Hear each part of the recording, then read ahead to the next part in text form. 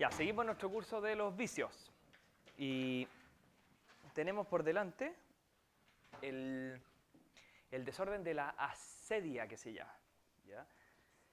De la vanidad, que es como nuestro núcleo, que ya lo tratamos en cierta medida. Cuando se va dando en la persona en la vanidad, o uno va cometiendo actos de vanidad, o se va volviendo vanidoso, también tiene posibilidades de que, además, surjan otros problemas a propósito de la vanidad. Uno es que uno se entristeja del bien ajeno, y lo vimos. Eso se llama envidia. Otra posibilidad también es que, a propósito de la envidia por el bien ajeno, uno caiga en la ira, que a veces no es con, ¿se acuerdan? Distinguimos entre la pasión y el acto. Uno podría tener ira sin tanta pasión, pero ira al fin. Y otro de los problemas que se puede producir es en orden a lo que es trascendente al hombre. Una cosa es al prójimo y otra cosa es a Dios. ¿Mm? O sea, el hombre se perfecciona en la medida que vive en su vida dándose. Y cuando se da, quiere decir que hace las cosas por amor a Dios y al prójimo. Es como lo que más conecta con la vida cristiana incluso. ¿Ya? Pero uno puede terminar odiando al prójimo por la envidia y a Dios por la asedia, que se llama, la asedia. Que es tristeza no por el bien ajeno, sino por el bien espiritual, que se llama. Es bien curioso, yo ya les conté la vez pasada que esto está en la suma teológica. Cuando uno ve, por ejemplo, esa parte, la asedia está ubicada en el Tratado de la Caridad. Ustedes saben que la caridad es la virtud teologal por antonomasia. Todo entronca y es forma de todas las virtudes de un hombre, la caridad. La asedia está dentro del Tratado de la Caridad. La ira, por ejemplo, está en otro lado. Pero la asedia y la envidia están ahí. Está el odio, la asedia, la envidia. Está entre el odio y la envidia está la asedia. Y muchas veces, así como la vanidad a veces no es una falta muy grave en el sentido de que por su materia, la asedia sí es de las cosas que más rompen la caridad. El trato del hombre con aquello que es trascendental a sí mismo, en este caso con Dios mismo. Por eso es muy triste, es una especie de tristeza además. Pero es ese tipo de tristeza que muchas veces está envuelta en alegría. ¿Ya? Se le llamaba antes pereza, asedia. Voy a poner aquí asedia. Asedia o asidia. El mejor nombre es asedia. Es como de ácido. Es algo que va corroyendo la vida interior de una persona. Y en alguna vez, cuando uno veía las clasificaciones de los vicios capitales, salía entre los vicios capitales así: gula, lujuria, avaricia, vanidad, envidia, ira, pereza. ¿Ya? Esa es la asedia, la pereza. Pero no es pereza como la flojera, ¿ya? No es la pereza como la haraganería. No es ese tipo de pereza. Uno dice, no sé, el vicio capital de la pereza y piensa un tipo tirado que no hace nada todo el día y que es un tipo que en el fondo padece lo que se llama molicie, que es como la incapacidad de hacer ningún tipo de esfuerzo de ninguna naturaleza, y una persona que pierde el tiempo pero muy claramente lo pierde porque es flojo. Ya, esa no es la pereza. ¿Ya? No es eso, ese no es un desorden capital. Ese es un efecto de la falta de la templanza, ese tipo de patanería. El haragán, el patán, que no hace nada de nada, no es este. Porque esta es una pereza muy especial. Es una pereza que en el fondo es un hiperactivismo. Es el típico eslogan de la persona que no tiene tiempo para Dios, por ejemplo. No está dentro de su esquema. Es una persona demasiado ocupada como para el bien a los demás o dedicarle cosas a Dios. Es una cosa que en el fondo es perezoso respecto de la religión, por así decirlo. Pereza porque no se hace nada en ese campo, pero se pueden hacer millones de cosas en otros campos.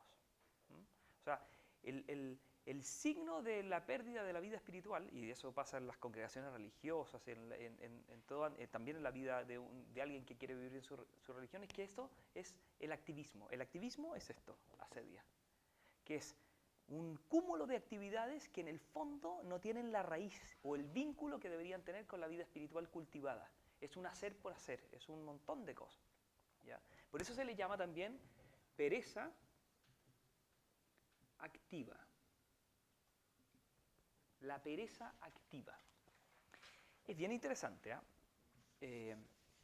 Como sentimiento, lo voy a describir bien acá, pero como sentimiento uno dice, ya, pero ¿cuándo sentimos asedia? Asedia es lo que vamos a sentir al venir al curso. Después de la hora de almuerzo, no sé qué, y uno está como somnoliento, quizás no porque se entretienen, pero si tuvieran que ir a la universidad o ir a trabajar, quizás no lo van a hacer con tanto entusiasmo, van a sentir como lata, ¿ya? Como la lata que puede sentir un adolescente el domingo para ir a misa, o ustedes mismos incluso si tienen que hacer esa como lata, eso se llama asedia. La lata de trabajar, la lata de estudiar, la lata de ir a ver a la abuela, la lata de tener que ir a la farmacia, la lata del deber, entre comillas. ¿Ya? Así se experimenta. Esto lo han estudiado mucho los monjes del desierto. Hay uno que se llama Ebragio Póntico, que es como del año 370, que tiene un tratado que se llama El Monje. Bueno, y ahí habla de la asedia. Todos los monjes del desierto, San Benito, todos los que San Antonio Abad, todos los que han vivido la vida ascética, la llamaban el demonio del mediodía a la asedia. Era lo que justo al mediodía, cerca del mediodía, acechaba para que los monjes no cumplieran su deber, no rezasen. Le da la lata por la oración es asedia. De lo que nosotros sabemos que es bueno, pero que no nos atrae. O incluso nos causa rechazo. Ese es el principio de la asedia. O sea, la asedia siempre comienza cuando uno tiene vanidad respecto de aquello que le requiere un esfuerzo y que tiene que ver con, en este caso, con lo divino. Y se experimenta como esto, como que fome, como que lata. Es como la típica cosa del adolescente respecto de los deberes y de las cosas de Dios, para qué decir, como esa lata. Pero cuando se asienta en el corazón del hombre, el hombre ya no siente lata. Lo que tiene es que está completamente separado de ese ámbito. Está separado de ese ámbito, ya rompió el nexo con eso. Está en otra cosa. Esto no es parte de sus temas, no es parte de su esquema, no forma parte de lo que gravita en su vida. ¿Ya? Y el hombre que cae en la asedia, o la mujer que cae en la asedia, siempre tiene el mismo problema, siempre le falta tiempo.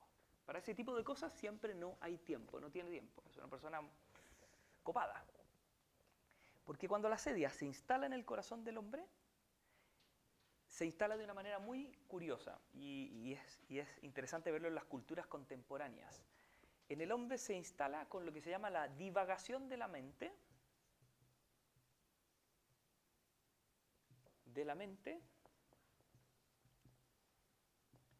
por lo ilícito.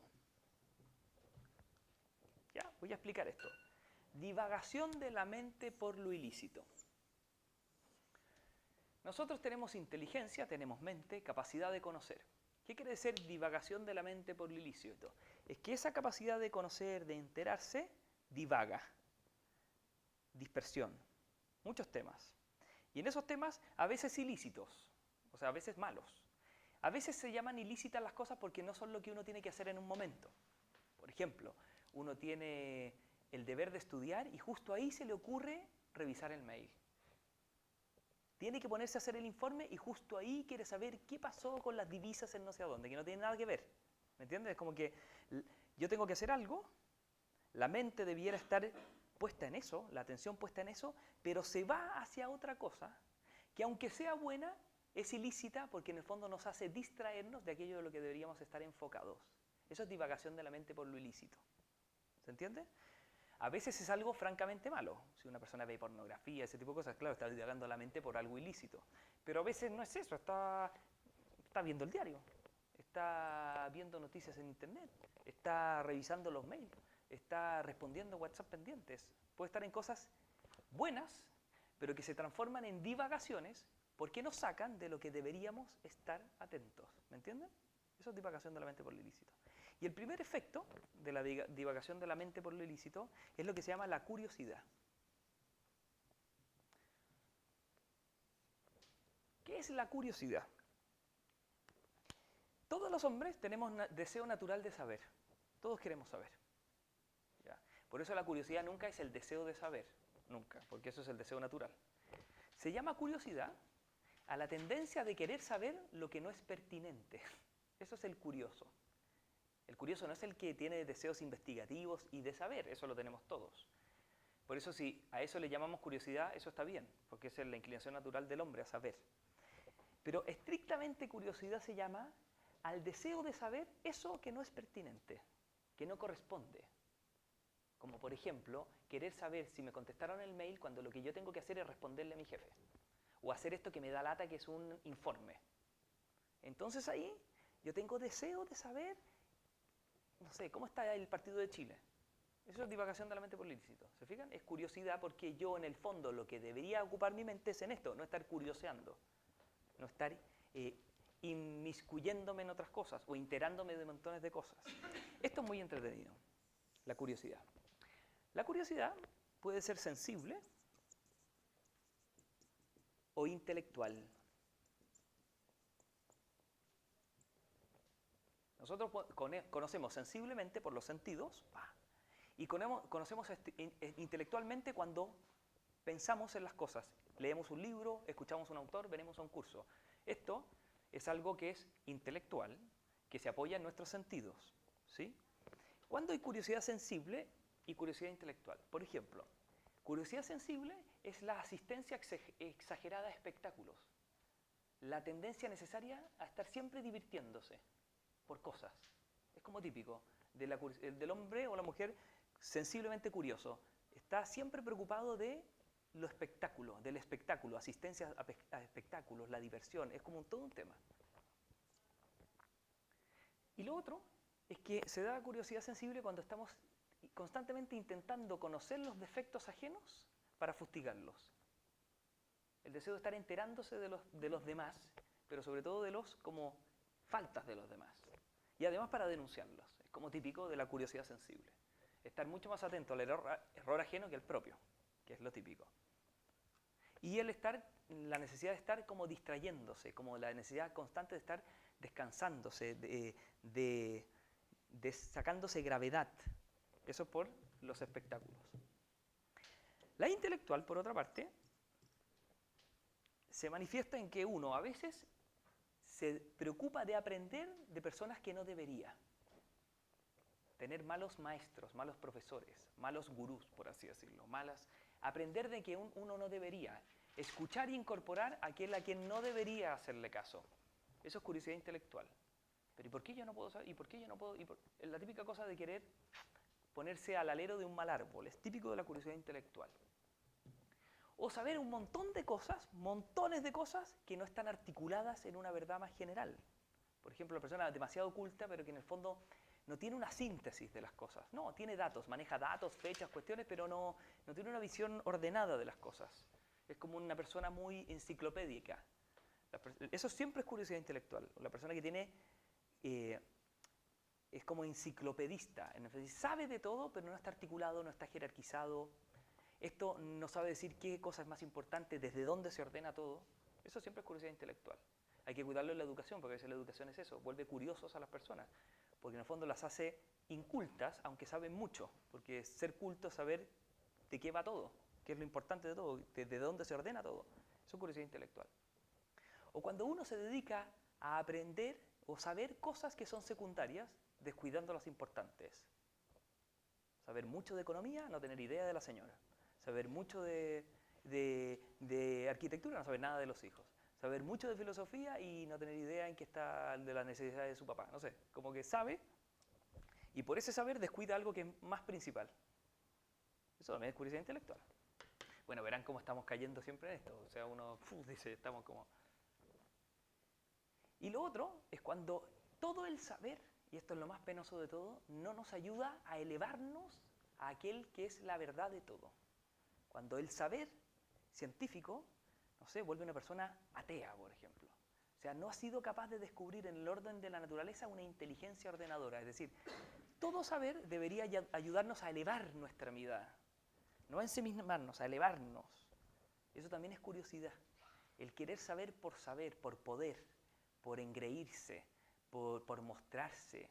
Todo eso se llama curiosidad. ¿Ya? Otro efecto de la asedia, y por eso puede ser una persona con asedia, muy estudiosa, súper enterada de montones de cosas, pero es asedia. ¿Por qué? Porque no sabe en el fondo lo que debería saber. Juan Pablo II tiene una frase, miren, que es bien lapidaria. Está en Fides et Ratio, en la encíclica del año 85. Dice, el necio se engaña a sí mismo cuando cree saber muchas cosas, pero es incapaz de poner su mirada en las esenciales. Eso le impide poner orden en su mente y tener una actitud adecuada consigo mismo, con los demás y con el entorno. ¿Lo ven? El orden de la mente tiene que ver no con saber, es con saber lo importante. Y el necio sabe de todo, pero desconoce lo importante, desconoce lo esencial. Y es necio porque cree que sabe, sabiendo muchas cosas y no siendo capaz de enfocarse, poner la mirada en lo esencial. Lo esencial son pocas cosas. El hombre sabio, más que saber mucho, sabe pocas cosas importantes bien. ¿Me entienden? Y desde ahí ordena todo, porque sabe lo que es medular, y de lo medular uno deduce todo. Es como alguien que está parado muy alto. Si está parado muy alto tiene una mirada mucho más amplia. El que está más bajo quizás tiene una mirada de detalles, pero miope, cortoplacista, como sin perspectiva. Ya. La curiosidad nos hace perder la perspectiva de las cosas y nos hace sentirnos sabios, que es lo peor, empezar a sentirse sabio, cuando en verdad no sabemos nada, poquísimo. Es típico de la curiosidad. Y además, no solo se da la curiosidad, sino que la asedia produce lo que se llama la verbosidad. La verbosidad es como la incapacidad de poder guardar silencio interior, la necesidad de estar siempre hablando de algo, tratando de algo. No solo hablando, sino que, ¿me entiendes? Ahora ya no se habla, sí, papá. Pero verbosidad es la necesidad de estar siempre en conexión con algo extrínseco. Lo que nos va pasando cuando nos volvemos asediosos es que vamos perdiendo el espacio interior para estar en paz con nosotros mismos y con Dios. Perdemos la capacidad de poder encontrarnos con alguien dentro. Estamos siempre afuera. Nos saca hacia afuera y eso nos enajena. Eso es la verbosidad, la incapacidad de oír, de escuchar. No, siempre es la necesidad de estar interviniendo, diciendo, ya, la verbosidad. Otra cosa es la inquietud física.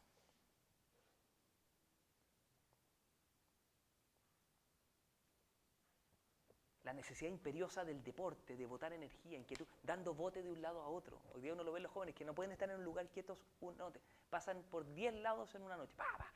La inquietud física. La incapacidad de poder quedarse sentado en paz oyendo, ¿no? Moviendo algo, no sé qué, inquieto, ta, ta, ta. Eso se llama inquietud. Uno lo ve en el metro, la gente así como sentada, como león enjaulado, no puede estarse quieto. ¿Se fijan que son signos de falta de serenidad interior en el fondo? La inquietud física, mucho movimiento físico, poca capacidad de contemplación de las cosas, poca capacidad de perder el tiempo bien. Estar juntos. ¿Y qué vamos a hacer estando juntos? Nada, pero estamos juntos. No, hay que armar no sé qué. La necesidad de panorama, de cuestión, de estar siempre instalando algo que haga sentir la sensación de que estamos haciendo algo útil. El asidioso perdió la libertad de dedicarse a algo que es realmente valioso y que es valioso porque no sirve para nada. Porque lo más valioso no sirve para nada, por eso es valioso, porque es inútil, ¿se fijan? Una cosa es inútil porque es una basura, o algo es inútil porque vale tanto que no se le puede poner un precio. Comer con un amigo bien y conversar no se le puede poner un precio, es algo inútil. Y si salgo con mi amigo para que me apitute en el trabajo, no es amistad, es algo útil, pero dejó de ser amistad. Uno sale con sus amigos por estar con sus amigos. ¿Cuál es la utilidad? Ni una, es descansar, estar, oír. ¿Se fijan? La asedia va haciendo que todo tenga que tener una evaluación, un resultado que amerite que esto, no sé qué, es típico del espíritu pragmático, individualista, una cuestión muy feroz, pero sin inquietud física. Esto de estar siempre midiendo las cosas, viendo los resultados, no sé qué, la habilidad de proyectos, también es típico. La habilidad. La habilidad quiere decir que varía de un proyecto a otro, muchos proyectos. Ninguno de fondo concretado, consolidado, no, muchas cosas a la vez. La habilidad de proyectos, mucha creatividad. ¿Ya? Mucha creatividad, mucha capacidad de enfocarse. La habilidad de proyectos. Se ve mucho en los jóvenes cuando en el fondo se les ocurre, no sé, aprender Kung Fu, ya están un tiempo, no, pero ahora ya no, que lata Kung Fu, entonces bicicleta de montaña, ya, y sí que compró la bicicleta, no, y ahora no, la bicicleta de montaña no, quiero aprender órgano, ya, entonces compró un órgano, y al final va dando bote, ya, se le ocurrió no sé qué, entonces va a ir a esta necesidad de viajar tantas veces, a veces también es signo de no poder estar en paz con uno. ¿Se fijan? La habilidad de proyectos, ideas, estar muy afuera. Es lo típico de la asedia, y por eso no se ve la pereza, lo que se ve es hiperestimulación. hiperactividad. No sé, ¿cómo le llaman a esto? Cuando las personas trabajan demasiado, el trabajólico, es como el trabajólico. Pero, claro, lo que pasa es que no tiene tiempo para lo esencial. Va perdiendo de vista la amistad, matrimonio, los niños, la vida religiosa. Eso es lo que se va perdiendo, se va yendo porque uno se va alejando. Lo interesante es ver el proceso de alejamiento, porque ahí es ahí donde uno puede intervenir. Cuando ya la asedia está como instalada, es más difícil, porque quiere decir que ya se dio un proceso de automarginación y de devaluación de todo lo otro. Pero hay sociedades contemporáneas que son asidiosas, pues, o sea, lo ven, mucho movimiento, mucha luz, mucha bulla, mucha cosa, mucha novedad, mucho, y no hay tiempo, y la vorágine, eso tiene que ver mucho con asedia, que es pereza activa. Incapacidad de poder conversar, de tener un tiempo, de poder perder el tiempo, de poder hacer los deberes religiosos, de poder rezar en paz, de poder ir a la misa, ese tipo de cosas. Y la lata y tedio o rechazo respecto de eso. Pero que cuando la asidia ya está hasta aquí, instalada, ya ni siquiera se impugnan esas cosas. Es que eso será para otros, pero yo estoy en otra.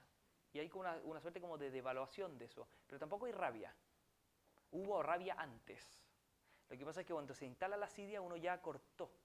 Por eso se va uno ligándolo al odio. Porque el odio es una frialdad respecto de eso, una indiferencia. No es para mí, yo estoy en otra, es otro mundo, es la incomprensión del otro.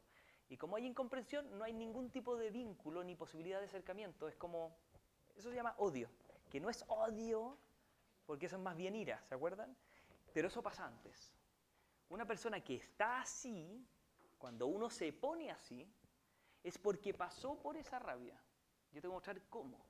Pero ¿se entiende? Esto es lo típico de la asedia, que es esta como pereza activa, que en el fondo da cuenta de una gran esterilidad espiritual, una gran pobreza interior, una desazón de fondo y una tristeza de fondo en el alma.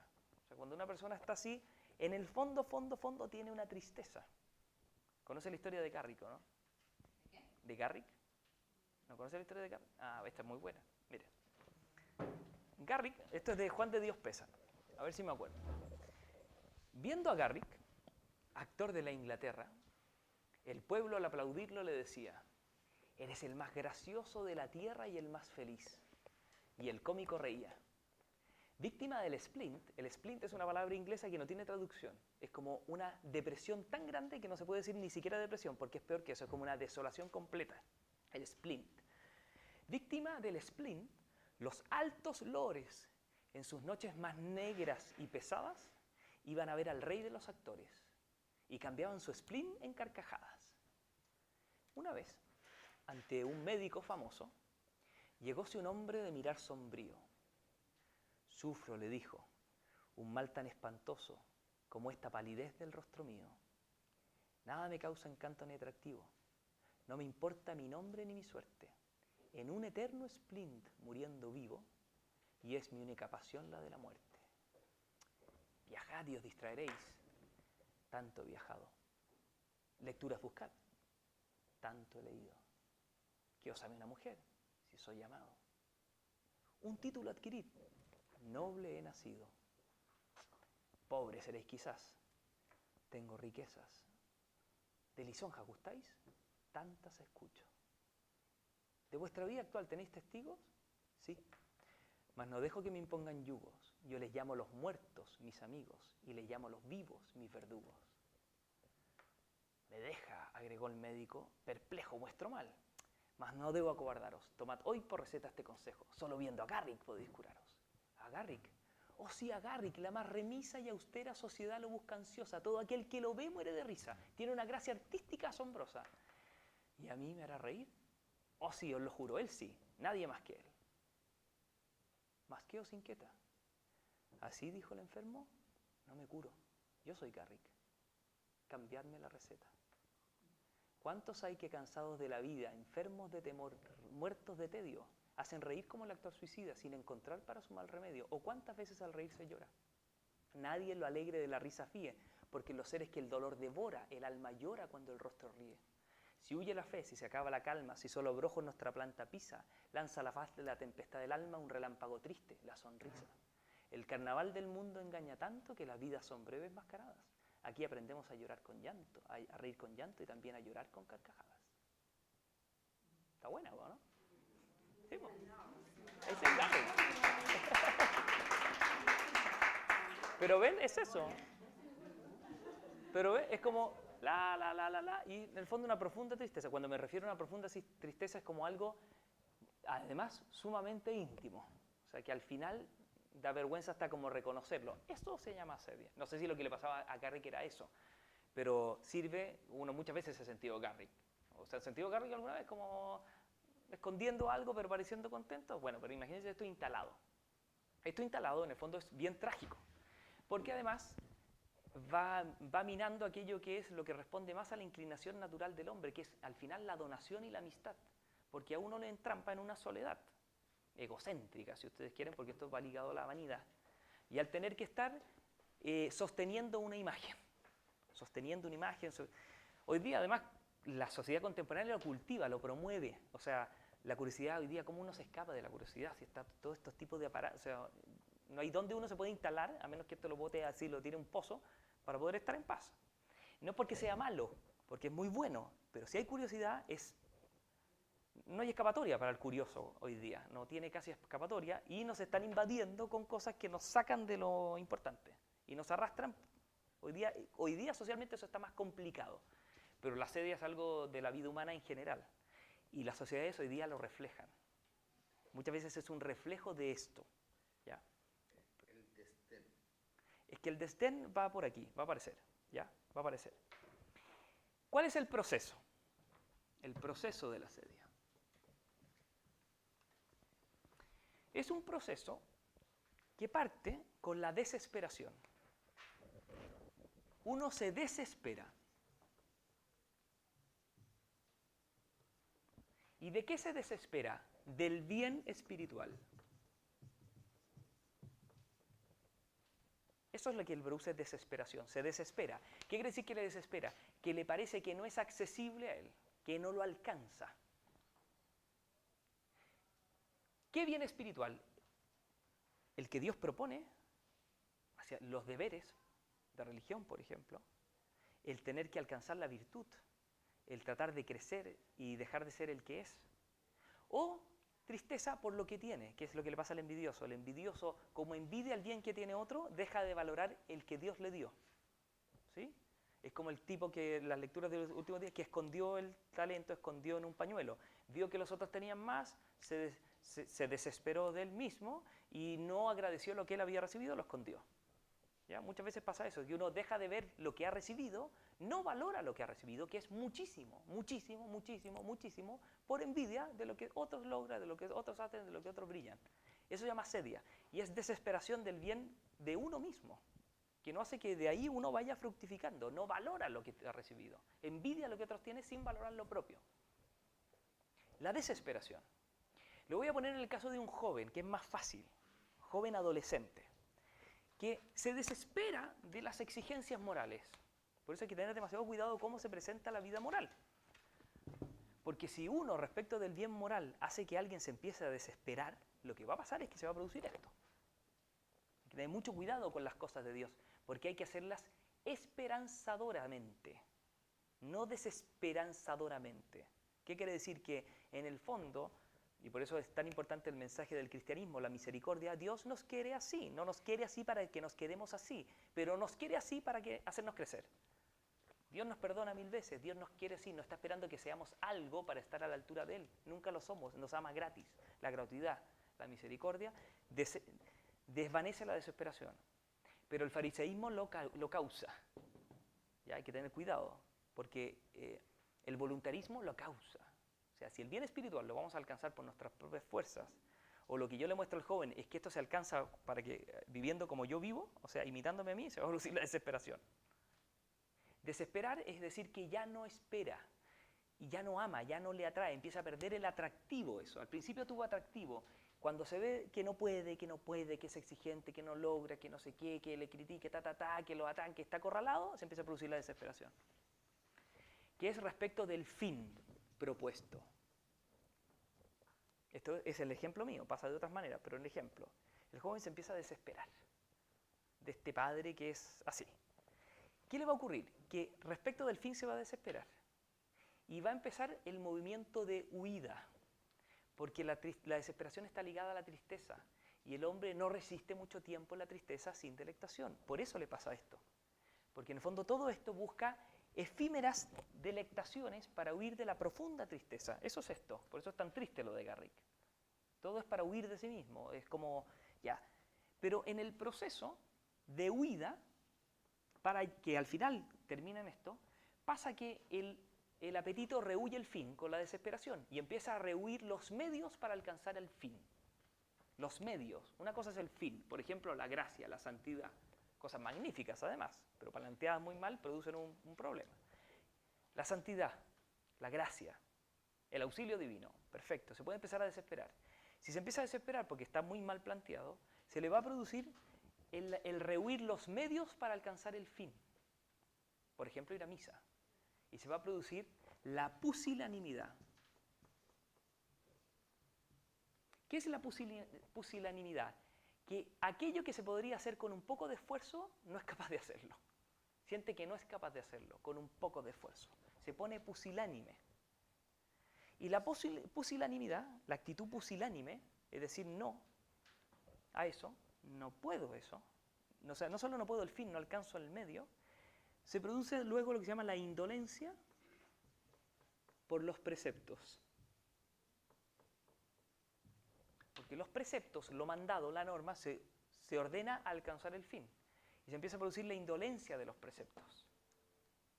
Que o no se cumplen en absoluto, lo que se llama ociosidad, es cuando el tipo realmente no hace nada de lo que les está pidiendo, es ocioso, ociosidad. O somnolencia, que es que hace las cosas pero con sueño. Es como cuando uno va con sueño. No quiere ir a misa, pero al final está yendo y se durmió en la misa. Eso se llama asedia. Ese efecto de la asedia es que uno se duerme ahí porque se pone somnoliento, porque en el fondo le da lata. Tiene indolencia por los preceptos. No lo valora. Está contrapelo. Porque está desesperado. ¿Me entienden? O sea, si a mí estoy alcanzando un fin del cual estoy desesperado y para eso tengo que asumir un medio por el cual me siento pusilánime, evidentemente que se produce como una suerte como de rechazo, que se traduce o en que no lo hace en modo absoluto, está inactivo respecto de eso, y otra cosa es que lo haga, pero con sueño. Es como cuando uno estudia, puede no estudiar nada uno, y otro puede estar estudiando, se queda dormido estudiando, le da sueño y toma café. Todo eso es asedia, porque le falta amor por el fin, y como le falta amor por el fin, no hay amor por los medios. ¿Se entiende? Este es el proceso. Si esto avanza, se va a producir no solo la huida del fin y de los medios, sino que se va a producir la impugnación a aquellos que los viven o los defienden o los promueven o los incitan. ¿Sí? Y se produce el rencor o amargura o desdén. ¿Respecto de qué? De aquellos que mandan. La rabia, pero ¿hasta cuándo? ¿Por qué? Esta cosa como una rabia. O con profesores, o con maestros, o con directores, o con lo que sea. Con autoridades, que en el fondo son los que además nos están diciendo a veces cómo hacer las cosas, y produce el rencor. Es como una especie de ira. Se fijan, ahí conecta con la ira. ¡Pah! El rencor. Y finalmente, el último escalón que tiene es lo que se llama la malicia. Y aquí la cosa se empezó a tornar peor. ¿Por qué?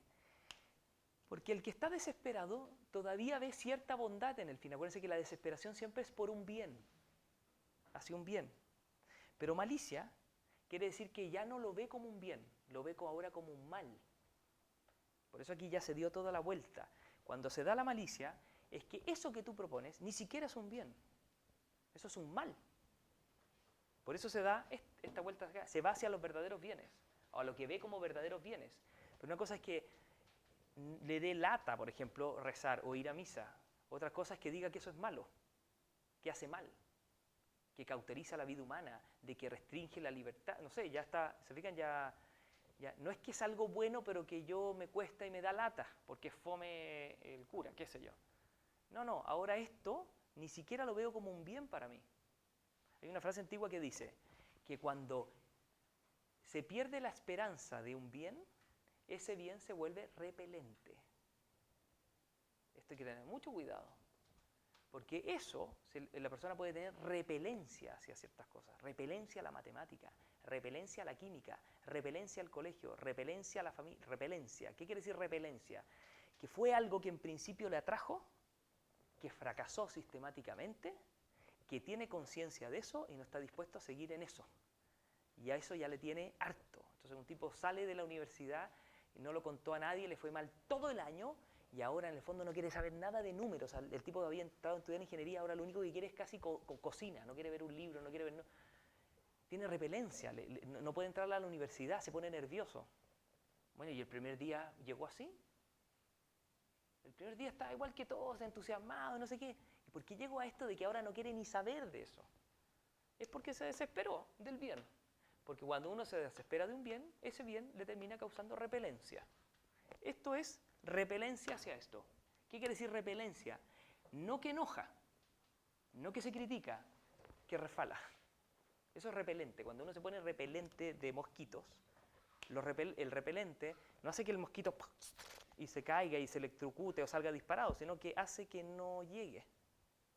Ya, la repelencia quiere decir que ahí uno está inmune a eso. Inmune. Como el pato con el agua. Inmune al agua. Este es el proceso de la asedia. Y es lo que va entroncando con la soberbia. Porque el hombre queda aún más aislado y sin referencia a lo trascendente. Por eso el efecto de la asedia no es el ataque a Dios, es el olvido de Dios. Es lo que se llama el ateísmo práctico, que es vivir prácticamente como si Dios no existiera. En términos prácticos se vive así. No hay referencia, no hay conexión, no hay amistad, no hay vínculo, no hay nada. No hay nada. ¿Eso cómo puede haber pasado? Por esto, que es muy típico, pasa mucho. ¿Cómo se supera? Porque uno dice, ya, pero ¿qué se hace con la asedia? La asedia se supera cuando uno tiene un muy buen referente respecto de lo que es ese fin. O sea, cuando hay alguien que me hace pensar en eso que yo rechazo. Y cuando me hace pensar en eso que yo rechazo, que estoy rechazando, pero no me lo plantea tan bien, con tanto entusiasmo, veo la verdadera belleza que eso tiene, se pasa la asedia. Es como decirle, ya, no quiero ir a misa, ya, pero compadre, vamos a ir a misa, no sé qué. Y el papá le dice que ir a misa. No, el papá está siendo arrastrado también por la mamá, porque ahí ya es como... No, él le dice, pero no, si vamos ahí, pero te da lata, si sea, a mí también me da lata, vamos para allá, no sé qué. Están ahí los dos juntos, se dan un buen abrazo de paz, no sé qué. Después le comenta una lectura, le enseñó algo, el domingo entero fue bueno, y le dice, mira ahí, ¿fue muy malo ir? No, fue bueno ir. Y ya se le pasó la asedia, el próximo va a querer ir. Por eso uno necesita testigos, testimonios, personas que nos hagan salir de la asedia, que lata estudiar y no sé qué, y ir a un curso. Alguien le puede decir, ir a un curso, sí, pero mira, ay, ¿verdad que entendí? No, ¿verdad? Ya, se pasa la asedia. Ponerse a leer. Por eso cuando uno tiene asedia, lo que tiene que hacer es hacer las cosas aunque le dé lata. Como son buenas, ahí se da cuenta de lo bueno que eran. ¿Me entienden? Hay que hacerlas, hay que ir, hay que estudiar, hay que rezar. Lo que pasa es que eso es un verdadero bien y es un bien divino. Luego siempre se saborea. Y se saborea mejor que todas estas demás bagatelas. Porque todo esto es una bagatela, es como un sucedáneo barato, pobre, de algo que sigue vacío. Hay que ir a la fuente. Pero cuando uno lo toma la asedia es muy difícil remontar por uno mismo. Por eso uno necesita buenos amigos. Los buenos amigos siempre están más adelante que uno. Lo llevan, lo impulsan. Y así cesa la asedia. Los buenos trabajos, por eso en el trabajo en equipo siempre hay que tener a alguien que no cede a la asedia, que es el que en el fondo va empujando a los demás. Porque todos caemos en la asedia, ¿qué vamos a hacer? No, y hay que hacerla, pero no, en verdad sí, se pasó la asedia. ¿No quieren empezar? Pusilánime, no, mañana. Es típico de la asedia, postergar. Pero hay alguien que en el fondo esto lo vive mejor, lo capta mucho mejor y capta su bondad y su fuerza, nos lo muestra nos enfoca en eso y cesa la asedia. Así cesa la asedia, que es a la inversa que la lujuria. Porque en la asedia hay que pensar en aquello que se rechaza. En la lujuria no hay que pensar en eso que atrae. O sea, si el lujurioso se pone a pensar en eso que le atrae, está liquidado. Pero si el asedoso se pone a pensar en eso que rechaza, está salvado. Sale. Es cosa de ponerse a pensar un poquito en lo que ha hecho Dios por uno, en las inmensas cosas que ha tenido, de a dónde lo ha sacado, de las veces que lo ha cuidado, para darse cuenta que lo mínimo es tener un mínimo de espíritu de gratitud y un mínimo de confianza. Y uno confía, y uno se abandona, y uno avanza. ¿Se entiende? Así pasa la asedia. No hay que luchar contra ella más que mirando aquello que no se quiere mirar. ¿Sí? La muerte de Dios de Nietzsche tiene algo que ver con la serie. Sí, pues mucho. La promueve por todos lados. O sea, si uno va viendo los textos de Nietzsche, así habló Zaratustra, Ecce Homo, el Anticristo, la genealogía, la moral, todo eso es mucho de esto. O sea, acuérdense que para Nietzsche la moral cristiana es como la flor del resentimiento y impulsa mucho a la asedia. Se lleva mucho el superhombre de Nietzsche es el asedioso, es esto, es el que ha destruido la imagen de Dios en él. Ese es el superhombre de Nietzsche, es esto. No esto, pero pasó por esto. O sea, para llegar a ser el superhombre hay que pasar por esto, que es como una suerte como de purificación respecto de eso que es divino, impuesto y falso. Porque todo lo divino para él es falso, la moral cristiana es una mentira para él. Claro, si uno entra en eso, olvídese, pues llega acá. Eso ha sido lo que ha inyectado en Friedrich Nietzsche ahora. Ahora estamos viviendo las consecuencias de esto escrito en el 1870 o el 90. Y es que el fin es falso. Lo de Nietzsche es que esto es falso, la moral cristiana enferma. Ese es el mensaje de él. Vuelve enfermas a las personas, las castra, las liquida, les hace perderse los grandes gozos de la vida. Es la gran mentira de Nietzsche, porque si uno se la cree y tiene gente que lo lleva hacia allá y uno no ha resuelto eso, rompe. ¿Me entiendes? Más encima si no se puede, rompe. Por eso necesitamos a alguien que nos desfalsifique la imagen falsificada que hay a veces respecto de lo divino, que es lo que trata de hacer a cada rato el Papa Francisco. Al sacar la misericordia, al mostrarte que Dios nos quiere, a mostrarte que hay que ser pequeños, de que Dios nos da todo, que nos quiere siempre igual, que nos perdona hasta el cansancio, hasta no cansarse nunca, es que siempre nos muestra la bondad del fin y siempre nos saca de la asedia. ¿Se entiende eso? Una persona asediosa, no sé si se dice así, pero... ¿Asediosa, sí? Sí, ¿Pasa por ciclo o puede, o porque siempre tiene que tener a alguien que lo esté empujando? Es que todos necesitamos a alguien que siempre nos esté empujando, todos. A veces es Dios mismo dentro del mismo corazón, no es alguien así, pero siempre necesitamos de alguien. O sea, todos necesitamos de alguien mejor que nosotros, porque no somos tan buenos como creemos a veces, entonces flaqueamos. Y si estamos muy aislados, caemos en estos ciclos. Y a veces caemos, porque también, o sea, los monjes tenían el demonio del mediodía. Ese demonio del mediodía pasa, porque el ser humano es corpóreo, se cansa, hace calor.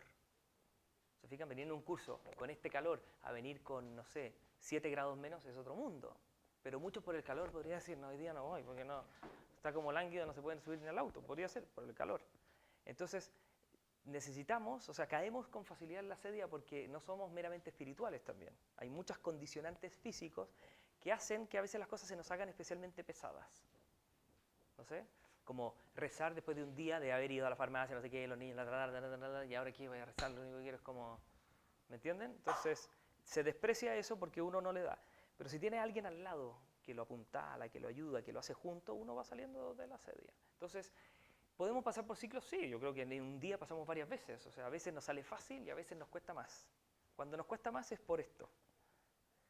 Y hay que hacerlo igual. Y cesa la asedia. Y si uno cede a la asedia, se empieza a enfriar. Y de ahí poco se empieza a alejar y después ya no se da ni cuenta como ya no forma parte de lo que antes hacía, de lo que antes le importaba, de lo que antes le preocupaba. ¿Sí? Pero sí, por eso es bueno siempre tener a alguien.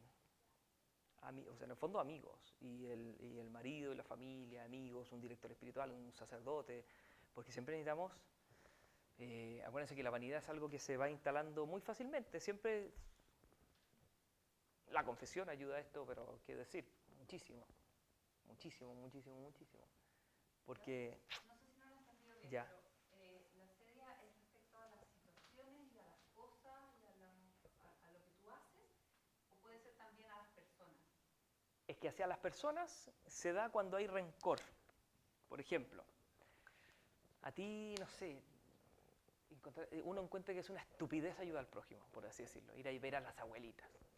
Algo decir, ir a ver a la abuelita, no sé qué, darle café, no sé qué. Y entonces encuentra que es toda una vanidad para que las personas lo hacen por ellas mismas, en el fondo, y entonces que y tiene una cosa como, bah, le carga, le encuentra una estupidez, una pérdida de tiempo, el mundo no se arregla así, típicas cuestiones. Ta. Entonces dice, y viene alguien que lo invita a darle cuestiones a los abuelitos, va a sentir como, oye, o le va a dar rabia a los que lo hacen. ¿Me entienden? O sea, una cosa es el fin que se busca y otra cosa aquellos que van tras ese fin. El rencor es hacia aquellos que buscan ese fin o lo promueven o dicen que eso es así y nos muestran de que nosotros podemos estar mal. Ese es el rencor hacia las personas. Porque respecto al fin no hay rencor. Puede haber malicia, en el sentido de decir de que no es bueno como se dice, o desesperación, o pusilanimidad. Pero cuando una persona está como encerrada en sí misma sola, ¿Sí? sin querer, yo no tengo amigos, yo no quiero esto, yo no quiero estar con nadie, yo me valgo de mí mismo, es asedio. Puede ser asedio. No, no sé, o sea, hay que verlo, hay que verlo. O sea, porque uno... Sí, porque uno a veces, en el fondo, yo digo esta cosa y uno dice, oh, Juan tiene ese, qué bien, Gregorio y Margarita. No, yo no tengo idea, no sé. Yo sé que es muy común, pasa mucho, pero lo que yo creo que, ¿para qué es útil esto? Para verlo en uno, porque los demás uno también se puede equivocar, muchísimo. O sea, muchísimo. O sea, por poner un ejemplo, uno dice, no, el activismo, bueno, no sé, pero no sé qué ejemplo poner, pero un ejemplo fácil de alguien muy conocido. Santo Toribio de Mogrovejo, es una broma, no es conocido, ya. Santo Toribio de Mogrovejo es un obispo español que se vino en tiempos de la conquista a Perú. Era un hombre que tenía, no sé, pues 25 diócesis, o sea, veía casi toda Latinoamérica. En el vicerreinato del Perú y un hombre que visitó, no sé, 15 veces todo su territorio, o sea, un hombre que no paraba, o sea, no paraba. Sería muy torpe de parte de uno decir que hay así de ahí, ¿me entiendes? O el Padre Hurtado, que se pelaba las manos haciendo cosas. Sí, porque hay que ver la otra cara de la moneda. O sea, cuando hay mucha actividad y hay profunda vida de oración, no sé, la Madre Teresa pasaba rezando 7 horas antes de pasar 14 atendiendo enfermos. Eso no es asidia, eso es una persona que tiene un modo sobrenatural de poder darse. ¿Ya? Pero claro, si yo me lo paso ayudando gente, por así decirlo, y no tengo tiempo para mi familia, tampoco soy una persona que reza y no sé qué, bueno, casi que seguro que tengo asedio, porque eso me está distrayendo de lo que es realmente importante. Entonces, también no hay que confundirse. Claro, esto pasa mucho, pero yo digo, lo mejor es verlo más bien en uno, el proceso como uno le pasa, porque es muy fácil verlo en otros, a veces les achunta y a veces no le achunta, no tiene idea. No sé si responde un poquito eso. ¿Contentos o no? Bueno, no sé. ¿No? No contentos. Ah, medio enredado. Ya, pero digan las dudas, pues yo les trato de aclarar. Nos quedan algunos minutos. O sea, nos queda... Sí. Quizás con ejemplos se puede... Depende de la intención. O sea, de la persona mucho, en gran parte. Pero también de quienes tiene a su alrededor.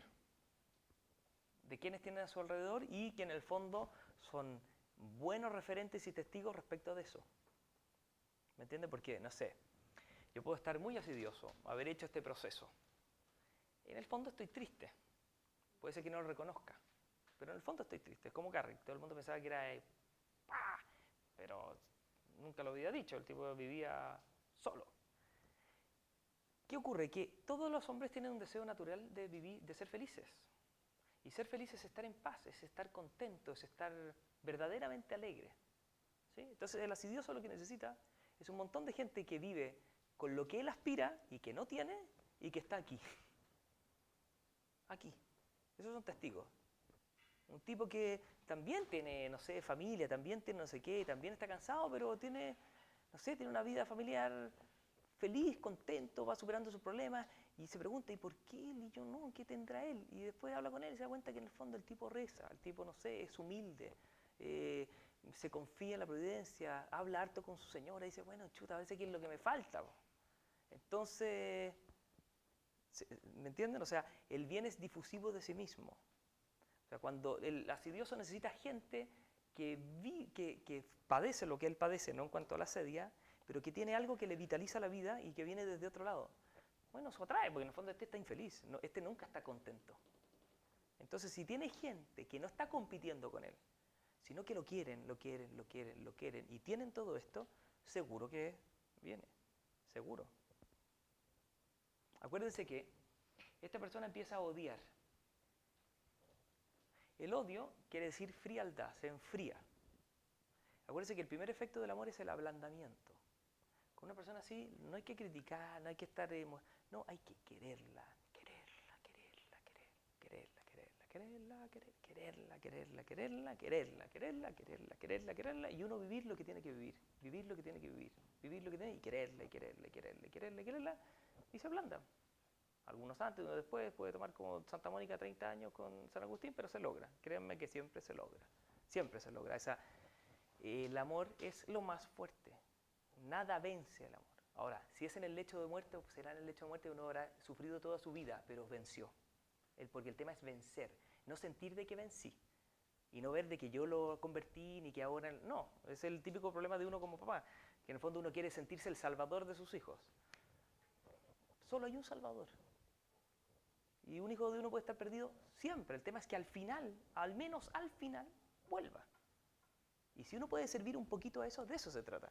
Porque uno a veces se echa la carga de tener que ser como el referente, no es que es referente de nada. O sea, querer y ser un pobre pecador que hace lo que puede. Y querer a las personas, no criticarlas, ayudarlas.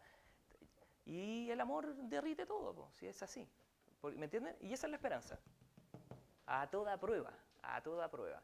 El tema es cuando uno, también por vanidad, quiere sentirse el que, ¿me entienden? Como que vuelva luego.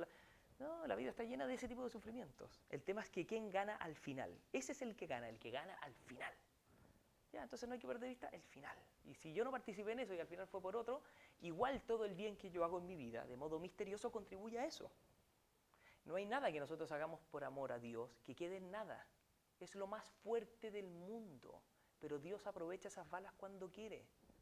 ¿Me entienden? O sea, no hay nada que hagamos por amor a Dios, por secreto que sea, que se pierda. Es lo único que queda en la historia. Eso es lo que se va a ver al final de la historia. La habilidad de proyectos, la inquietud, todo eso no sirve para nada, eso no tiene trascendencia, no queda. Pero lo que hizo alguien por amor, preparando la comida para sus hijos, para alegrarle un día, eso quedó. Y eso recondujo la historia. Si es por amor a Dios, recondujo la historia más que la reunión de la cumbre de los presidentes no sé a dónde, cuando están hablando mucho más. Porque el mundo vive por pocos que viven bien. Y eso a veces no se conoce, esa es la fuerza del... Por eso esto es bonito, porque en el fondo dice, pero hay que ir con esperanza porque hay que meterse aquí. ¿Se entiende eso? ¿Cómo? Se podría confundir con la depresión, por eso hay que hacer siempre el diagnóstico. Una persona puede estar así porque le falta secreción de algo, un problema químico. Eso sí, también puede ser que uno por asidioso está deprimido, que también puede ser. O sea, la depresión puede haber un tema físico, orgánico, o también puede haber un tema moral. Puede ser envidia, puede ser asedia, puede ser mucha cosa. Dime. Como con los hijos, ¿Ya? del tema como en la educación, que hay que tener cuidado. ¿Podría, Que hay que tener cuidado de no aplastar a los hijos. Acuérdense que San Pablo dice, hijos, obedeced a vuestros padres. Padres, no exasperéis a vuestros hijos. El no exasperar tiene que ver con esto. No aplastar, no saber plantear las cosas. Uno sabe lo que es el bien de ellos y lo que sería bueno para ellos. Hay que saber mostrarlo, porque si uno muestra la verdad y la hace poco amable, va a producir odio a ella. Léanse la Amoris Laetitia, o Letizia como quieran decirlo, en el capítulo 7, que habla sobre el fortalecimiento de la educación de los hijos.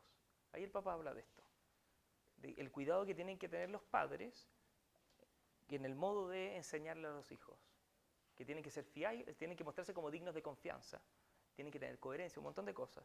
Y habla de esto, en el fondo, cómo uno puede exasperar a los hijos y al final salir a un cuadro lado. Todo lo que uno quería, al final, ¡ta! Un rechazo feroz.